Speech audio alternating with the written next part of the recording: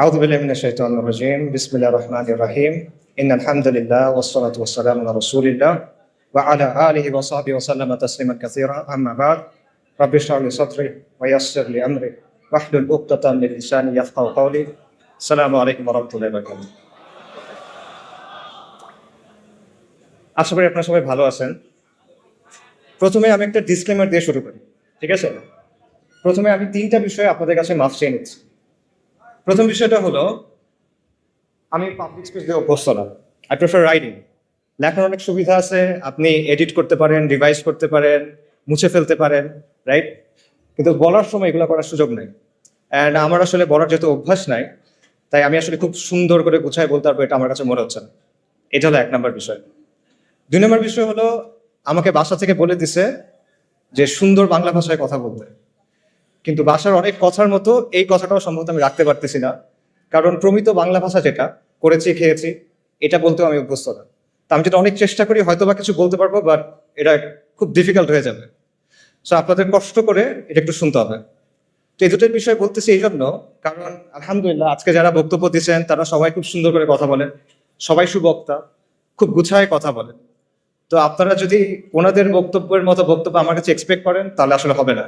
আমার বক্তব্যটা আপনাদের একটু কষ্ট করে শুনতে হবে, একটু অগোছালো বক্তব্য হবে, ভাঙাচোরা বক্তব্য হবে। এটা হলো দুইটা বিষয়। তিন নম্বর বিষয়টা হলো, আজকে কিছু বক্তব্যে কিছু কথা আসতে পারে যেগুলো কঠিন লাগবে কারো কাছে। তো এগুলো কারো বিরুদ্ধে যাওয়ার জন্য না বা কারো সমালোচনা করার জন্য না, এগুলো বলার একমাত্র কারণ হলো আমি ট্রুলি মনে করি যে আমাদের বর্তমানের জন্য এবং আমাদের ভবিষ্যতের জন্য, এই কমের জন্য এবং এই জমিনের জন্য এই কথাগুলো বলা দরকার। সো এই তিনটা হলো ডিসক্লেইমার, ঠিক আছে? ডিসক্লেইমার শেষ, এখন আমি মূল কথায় যাচ্ছি। আচ্ছা, আমরা একটা ঐতিহাসিক সময় পার করতেছি। গত 40 দিনে এমন অনেক ঘটনা ঘটে গেছে যেটা আসলে কয়েক দশকে ঘটে না। একটা ব্রুটাল ব্লাডি প্রসেসের মধ্যে দিয়ে আমরা কিছু অর্জন পাইছি। খুনি হাসিনা, দিল্লির পাপেট হাসিনা, সে পালাইছে এবং তার যে সৈন্য সামন্ত আছে তারা গা ঢাকা দিছে। এবং এই পুরো প্রসেসটা এখনো আমরা আসলে বুঝে উঠতে পারছি কিনা আমি আসলে শিওর না। In a way we are still trying to make sense of it. এবং আমার ধারণা আমরা এখানে যারা আছি বেশিরভাগই এরকম কোনো এক্সপিরিয়েন্সের মধ্যে দিয়ে এর আগে যাই না। এবং আমরা নিজেদের মধ্যে অনেক কিছু ডিসকাস করতেছি, অনেক কথাবার্তা বুঝতেছি, যার উদ্দেশ্য হলো two make sense of the situation, যে আসলে কি হইলো এবং এটা কোথায় যাচ্ছে, রাইট? সো এই জায়গাটাতে দুটা কোয়েশ্চেন দিয়ে আমি আলোচনাটা শুরু করতে চাই। ফার্স্ট কোয়েশ্চেন হলো, আমরা অনেক কথাবার্তা শুনতেছি যে গণ অভ্যুত্থান, বিপ্লব, প্রতি বিপ্লব, সংস্কার। অনেকে বলতেছে আমরা স্বাধীন হয়েছি, এটা দ্বিতীয় স্বাধীনতা। অনেকে বলছে বিজয় আসছে। আমার কোয়েশ্চেনটা এখানে, প্রথম কোয়েশ্চেন হলো, 15 জুলাই থেকে 5ই আগস্ট পর্যন্ত যে জিনিসটা হইল, এটা কি বিপ্লব ছিল কিনা, নাকি এটা অন্য কিছু ছিল? এটা একটা প্রশ্ন। সেকেন্ড যে প্রশ্নটা, সেটা হলো আমরা কি এখন স্বাধীন কিনা এবং এটাকে বিজয় কিনা? তো এই দুটা কোয়েশ্চেন গুরুত্বপূর্ণ কেন? এটা গুরুত্বপূর্ণ কারণ এগুলোর অ্যান্সারের উপর ডিপেন্ড করবে আপনি বর্তমানকে কিভাবে বুঝতেছেন, এবং এটার উপর ডিপেন্ড করবে আপনি ভবিষ্যতের ব্যাপারে কিভাবে চিন্তা করবেন। তো এই প্রশ্নগুলোর কিছু অ্যান্সার নিশ্চয়ই আপনারা সবাই ভাবছেন, যে আমাদের ভাইরা বলছেন বিপ্লব হয়ে গেছে। তো আমি আমার মতো করে আমার কিছু চিন্তা আপনার সাথে শেয়ার করি। প্রথম প্রশ্ন হলো, এটা বিপ্লব ছিল কিনা? এই প্রশ্নের অ্যান্সার দেওয়ার আগে তিনটা জিনিসের পার্থক্য আমাদের বুঝতে হবে। একটা হলো বিপ্লব, একটা হলো সংস্কার, একটা হলো ক্ষমতার পালাবদল বা ক্ষমতা পরিবর্তন। বিপ্লব হলো একটা সমাজ এবং একটা শাসন ব্যবস্থার মৌলিক পরিবর্তন, আমূল পরিবর্তন। এটা হলো বিপ্লব। সংস্কার হলো এর চেয়ে লিমিটেড। সংস্কারের ক্ষেত্রে একটা বিরাজমান কাঠামো থাকে, বিদ্যমান কাঠামো থাকে, সেটার মধ্যে কিছু পরিবর্তন হয়, কিছু মেরামতি হয়, কিছু পুনর্গঠন হয়। এটা হলো সংস্কার। আর ক্ষমতার পালাবদল, এটা আপনারা সবাই বোঝেন, একজন গেল আরেকজন আসবে, দ্যাটস ইট। আচ্ছা, তাও আমি বোঝানোর জন্য একটা এক্সাম্পল দিই। মনে করেন রাষ্ট্র ক্ষমতা হলো একটা চেয়ারের মতো বা একটা সিংহাসনের মতো। এই সিংহাসনের উপরে শাসক বসে থাকে। এখন আপনি এসে শাসককে এখান থেকে নামায় ফেললেন, ধাক্কা দিয়ে টেনে যেভাবে ইচ্ছা নামায় ফেললেন। এটা কি? এটা হলো সরকার পতন। আপনি তারপর চেয়ারে বসে গেলেন, এটা কি? ক্ষমতা দখল। চেয়ারে বসার পর আপনি চেয়ারটা রেনোভেট করলেন, নতুন করে বার্নিশ করলেন, নতুন করে রং করলেন, কোনো জায়গায় ছিঁড়ে গেছিল সেলাই করলেন, কোনো জায়গায় ঘুণ পোকা ছিল আপনি ওটা চেঞ্জ করলেন। এটা হলো সংস্কার। কিন্তু বিপ্লব কি? বিপ্লব হলো আপনি চেয়ারটা ডিসম্যান্টল করবেন, আপনি ওটা ভাঙবেন, নতুন করে তৈরি করবেন, এবং নতুন চেয়ারটা আগেরটার মতো হবে না, এটা ডিফারেন্ট হবে। এবং প্রবাবলি ওটা চেয়ার নাও হইতে পারে, ওটা একটা টুল হইতে পারে, দিভান হইতে পারে। এটা হলো বিপ্লব। কাজেই এই জায়গা থেকে যদি আমরা চিন্তা করি, তাহলে আমি আবার প্রশ্নটা করি, জুলাইয়ের আন্দোলন কি বিপ্লব ছিল কিনা? জুলাইয়ের আন্দোলন বিপ্লব ছিল না। আপনারা চিন্তা করে দেখেন এখানে কি হয়েছে। এখানে শুধুমাত্র একটা কাজে সাফল্য আসছে, সরকার পতন, হাসিনার পতন হয়েছে। কিন্তু ক্ষমতা দখলটাও কিন্তু হয় নাই। যারা বিপ্লবের নেতৃত্ব দিছে তারা কিন্তু ক্ষমতা দখল করে নাই, বরং একটা মিক্সড ধরনের পাওয়ার শেয়ারিং হচ্ছে। এটা আমরা সবাই দেখতেছি এখন, রাইট? আচ্ছা, সংস্কারের ক্ষেত্রে আমরা এখনো বলতে পারতেছি না আসলে সংস্কার কতটুকু হবে। It still remains to be seen. Probably সংস্কার হবে কিছু, নো ডাউট, বাট ডেফিনেটলি এখানে আসলে বিপ্লব হয় নাই। তাহলে এখন প্রশ্ন হলো, কেন এটা বিপ্লব হইল না? এতগুলো মানুষের কোরবানি, এত মানুষ অন্ধ হয়ে গেল, এত মানুষ পঙ্গু হয়ে গেল, এত কষ্ট, তাও এটা কেন বিপ্লব হয় নাই? এটার অ্যান্সারটা আসলে সহজ। কারণ এখানে কোনো বৈপ্লবিক আদর্শ ছিল না, এখানে কোনো বৈপ্লবিক পরিকল্পনা ছিল না, এখানে কোনো মতাদর্শ প্রতিষ্ঠার জন্য, কোনো আদর্শ বা আকীদা প্রতিষ্ঠার জন্য এই আন্দোলন হয় নাই। এখানে কোনো ম্যানিফেস্টো ছিল না, কোনো কিতাব ছিল না। ইনফ্যাক্ট মানুষ এখানে কোনো নেতার পিছনেও নামে নাই। ইনফ্যাক্ট এই পুরো আন্দোলনটার মজার বিষয় হলো যে মানুষ এখানে আসলে কোনো কিছুর ফরে নামে নাই। তারা এখানে নামছে বিরুদ্ধে। কিসের বিরুদ্ধে? মানুষ এখানে নামছে গণহত্যার বিরুদ্ধে, জুলুমের বিরুদ্ধে। মানুষ এখানে নামছে আবু সাইদের উপর যে গুলি চালানো হয়েছে সেটার বিরুদ্ধে। মানুষ নামছে মুগ্ধ, আসহাবুল ইয়ামিন, ফাইয়াজদের উপর পাখির মতো গুলি করার বিরুদ্ধে। মানুষ নামছে আওয়ামী মিথ্যাচারের বিরুদ্ধে। এই যে লাশের চেয়ে মেট্রো রেল বেশি দামি, এই বয়ানের বিরুদ্ধে মানুষ নামছে, আওয়ামী মিথ্যাচারের বিরুদ্ধে মানুষ নামছে, আওয়ামী জাহেলিয়াতের বিরুদ্ধে মানুষ নামছে, এবং শেখ হাসিনার বিরুদ্ধে মানুষ নামছে। কিন্তু মানুষ কোনো বৈপ্লবিক আদর্শের জন্য নামে নেই। পুরো প্রসেসটা একবার চিন্তা করে দেখেন। কোটা সংস্কার এটা কিন্তু একটা জনমানুষের ইস্যু না। মানুষের কিন্তু সমর্থন দিয়েছে অবভিয়াসলি, বাট এটার জন্য মানুষ রাস্তায় নামতো না, রাইট? কিন্তু মানুষ শেষ পর্যন্ত নামলো কেন? কারণ হাসিনার লাগাম ছাড়া বক্তব্য, তার একটার পর একটা ব্লান্ডার, তার ব্রুটাল রিপ্রেশন, এসবের কারণে শেষ পর্যন্ত মানুষ চিন্তা করলো যে এবার একটা এসপারোসর হইতে হবে, শি মাস্ট গো। এভাবে আসলে একটা দেশ চলতে পারে না। এই কারণে মানুষ নামছে। এবং বেসিক্যালি শেখ হাসিনা পুরা দেশের মানুষকে তার বিরুদ্ধে আসলে ঐক্যবদ্ধ করছে। এটা ছিল এই বিপ্লবের গ্লু, মানে সরি, এই মুভমেন্টের গ্লু। এটা ছিল এই মুভমেন্টের গ্লু, কোনো আদর্শ না। এটা ছিল হাসিনার বিরুদ্ধে একটা গণবিস্ফোরণ, একটা পপুলার আপরাইজিং বেসিক্যালি, যে সহজভাবে আমি বলি। মানুষের দীর্ঘদিনে জমে থাকা যে ক্ষোভ, রাগ, এই জুলুম মানুষ সহ্য করতে আর পারতেছে না, এবং মানুষের মনে হচ্ছে যে এইভাবে আসলে আমরা থাকতে পারবো না। এই কারণে মানুষ রাস্তায় নেমে আসছে। এবং আমি এই কথাটা লিখছি এবং এটা বারবার বলি, এবং আমি এটা আসলেই বিশ্বাস করি যে এই আন্দোলনের মূল উস্কানিদাতা শেখ হাসিনা, এটার প্রধান সমন্বয়ক শেখ হাসিনা, এটার প্রধান স্থপতি শেখ হাসিনা, এটার প্রধান ইঞ্জিন বা চালিকা শক্তি শেখ হাসিনা। শেখ হাসিনাকে ছাড়া এই আন্দোলন কখনো সরকার পতনের দিকে যায় না। আপনারা চিন্তা করে দেখেন, 30শে জুলাই সে যদি সবগুলা দাবি মেনে নেয়, কি হয় তারপর? সরকার পতন হয়? হয় না সরকার পতন। তাদের ফেরত যেতে হইতো তখন। সব দাবি মেনে নিচ্ছে, এখন তুমি কি করবে? তার ফেরত যেতে হবে। হয়তোবা তারা কয়েক মাস পর নতুন কোনো আন্দোলনে আসতে পারতো, সেটা ডিফারেন্ট কথা, কিন্তু আন্দোলন ওখানে শেষ হয়ে যায়। কিন্তু শেখ হাসিনা কি করলো? সে আলটিমেটলি এটাকে পতনের দিকে নিয়ে গেল। তার যে হিউব্রিস, তার যে অ্যারোগেন্স, তার যে অহংকার, এটা আলটিমেটলি তাকে পতনের দিকে নিয়ে গেল। এবং এইখানে আমি আসলে ফিরআউনের সাথে একটা মিল দেখতে পাই।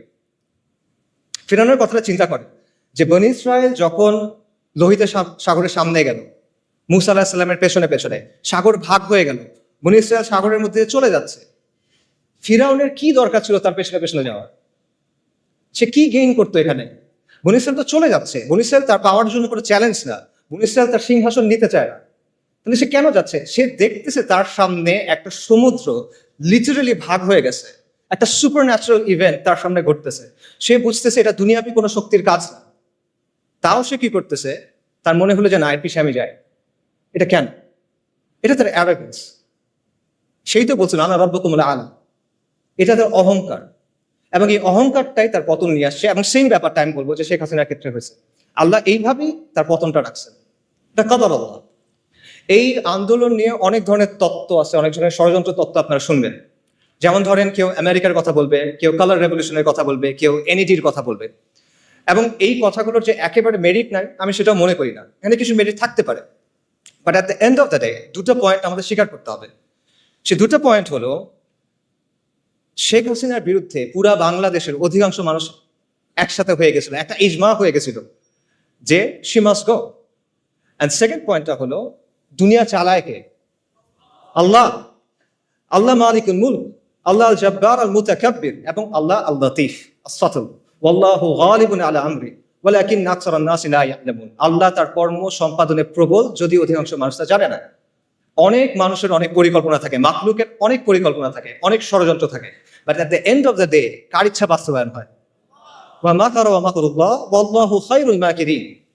সবাই পরিকল্পনা করে, আল্লাহও পরিকল্পনা করে, আল্লাহর পরিকল্পনা বাস্তবায়ন হয়। ওয়ালা গালিবা ইল্লাল্লাহ ওয়া হুয়া আলা কুল্লি শাইইন কাদির। সো এই বিষয়টা আমাদের মাথায় রাখা দরকার। আমরা যেন একটা ব্যালেন্স পজিশনে থাকি। ব্যাপারটা যেন এমন না হয় যে আমরা চিন্তা করতেছি যে কেউ সেভিয়ার আসছে আসমান থেকে নেমে বাংলাদেশকে অনেক কিছু করে দিবে, এরকম কিছু আমরা চিন্তা করার দরকার নাই।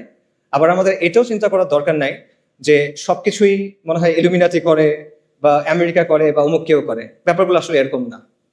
দুনিয়া কন্ট্রোল করেন আল্লাহ। যাই হোক, আমি মূল আলোচনায় যদি ফেরত চাই, আমরা শুরু করছিলাম একটা প্রশ্ন দিয়ে, এটা বিপ্লব কিনা? এটা বিপ্লব না। এটা ছিল শেখ হাসিনার বিরুদ্ধে গণবিস্ফোরণ। এটা ছিল হাসিনার পতনের ব্যাপারে মানুষের মধ্যে যে মনোভাব অলরেডি চলে আসছিল, সেটা একটা বাস্তবায়ন। এবং এই জন্যই মানুষ যখন বুঝতে পারছে যে আলটিমেটলি আর কোনো অপশন নেই, আমাদের রাস্তায় নেমে যেতে হবে, তখন হাসিনার পতনটা নির্ধারিত হয়ে গেছে। এটা হয়তো একদিন পরে হয়েছে, এক সপ্তাহ পরে হয়েছে, এটা এক বছর পরে হইতে পারতো, বাট প্রসেসটা শুরু হয়ে গেছিল। এবং একই কারণে এখন আমরা অনেক ধরনের কথা শুনতেছি যে সাহি সেকুলারিজম আসতে হবে, সাহি লিবারাল ডেমোক্রেসি আসতে হবে। এই ব্যাপারগুলো আসলে আসবে না। কেন আসবে না? কারণ মানুষ এগুলোর ব্যাপারে কেয়ার করে না। মানুষ এগুলো আসলে বোঝেও না, যারা বোঝে তারা চায়ও না। এগুলো হলো ৭২-এর সংবিধানের মতো একটা বিষয়, যেটা আপনি মানুষের গায়ের উপর রেখে চালাই দিচ্ছেন। But at the end of the day the people don't care about this things. So ultimately অনেক কথাবার্তা আমরা শুনবো, নয় রাজনৈতিক বন্দোবস্ত, তারপর সেকুলারিজম, ভালো সেকুলারিজম, লিবারাল ডেমোক্রেসি, বাট এগুলো আসলে আসবে না। কিছু সংস্কার হয়তো আসতে পারে, কিছু সংস্কার আসতে পারে। প্রবাবলি আমরা হয়তো দেখতে পাবো যে কেউ 2 টার্মের বেশি প্রধানমন্ত্রী হবে না, এরকম কিছু হতে পারে। প্রধানমন্ত্রীর অফিস এবং প্রেসিডেন্টের অফিস একটা পাওয়ার ব্যালেন্স হয়তো আসতে পারে, এটা হতে পারে, সমস্যা নেই। বাট অনেক গ্রাউন্ড ব্রেকিং কোনো চেঞ্জ আসবে এটা মনে করার কারণ আমি দেখি না। এটা হলো ফার্স্ট কোয়েশ্চেনের অ্যান্সার। সেকেন্ড কোয়েশ্চেন যেটা, সেটা হলো এটা কি বিজয় কিনা, এটা কি স্বাধীনতা কিনা? এই প্রশ্নের অ্যান্সারটা আসলে অলরেডি স্পষ্ট হয়ে যাওয়া উচিত। তাও এটা আসলে বিজয় না, এটা সর্বোচ্চ একটা আংশিক বিজয় আমরা বলতে পারি, বাট এটা কোনো অর্থেই, কোনো সেন্সে এটা সামগ্রিক বিজয় হইতে পারে না। এটা কেন পারে না? এটার অনেকগুলো রিজন আছে, বাট আমি কিছু রিজন একটু আগে আলোচনায় চলে আসছে, বাট আমি আরো কয়েকটা রিজন বলি। প্রথম কারণটা হলো পোস্ট কলোনিয়াল স্টেট, উত্তর ঔপনিবেশিক রাষ্ট্র, একটা কঠিন বাংলা শব্দ। এটা একটা কারণ যে এই কাঠামোটা রেখে আপনি আসলে কখনো স্বাধীন হতে পারবেন না। এটা মানে কি? এটা মানে সহজভাবে বলি, এক সময় এটা ছিল আমাদের রাজত্ব, এটা আমাদের রাজত্ব ছিল। এটা পারফেক্ট ছিল না, এখানে অনেক সমস্যা ছিল, কিন্তু এটা আমাদের রাজত্ব ছিল। কিন্তু তারপর ফিরিঙ্গিরা আসছে, ব্রিটিশরা আসছে, ইউরোপিয়ানরা আসছে, এবং তারা এসে আমাদেরকে তাদের গোলাম বানাইছে, তারা এসে আমাদেরকে তাদের দাস বানাইছে, এবং তাদের একটা সিস্টেম আমাদের উপর চাপাই দিছে। এইটাই হলো কলোনিয়াল রাষ্ট্র। এবং এই কলোনিয়াল রাষ্ট্রের মূল উদ্দেশ্য হলো দুটা, একটা হলো কন্ট্রোল, একটা হলো এক্সপ্লয়টেশন, নিয়ন্ত্রণ এবং শোষণ। আর কোনো উদ্দেশ্য নেই। কলোনিয়াল যে ব্যুরোক্রেসি বা আমলাতন্ত্র, এটার উদ্দেশ্য ছিল এই দুটা। কলোনিয়াল যে পুলিশ, এটার উদ্দেশ্য ছিল এই দুটা। কলোনিয়াল যে সেনাবাহিনী, এটার উদ্দেশ্য ছিল এই দুটা। আজকে ফিরিঙ্গিরা নাই, ওরা চলে গেছে, অনেক আগেই চলে গেছে, কিন্তু ওদের যে সিস্টেম সেটা রয়ে গেছে। আজকে আমাদের যে ব্যুরোক্রেসি আছে সেটা কলোনিয়াল ব্যুরোক্রেসির কন্টিনিউয়েশন, ধারাবাহিকতা। আজকে আমাদের যে পুলিশ বাহিনী আছে সেটা কলোনিয়াল পুলিশ বাহিনীর ধারাবাহিকতা, এবং উপমহাদেশের যে সেনাবাহিনীগুলো আছে এগুলো সবগুলো ব্রিটিশ ইন্ডিয়ান আর্মির ধারাবাহিকতা। এটা ভেঙেই মানে এটা থেকেই পাকিস্তান আর্মি এবং ইন্ডিয়ান আর্মি হয়েছে, এবং দেন সেখান থেকে বাংলাদেশ আর্মি হয়েছে। এগুলো হিস্টোরিক্যাল ফ্যাক্ট, কেউ ডিনাই করতে পারবে না।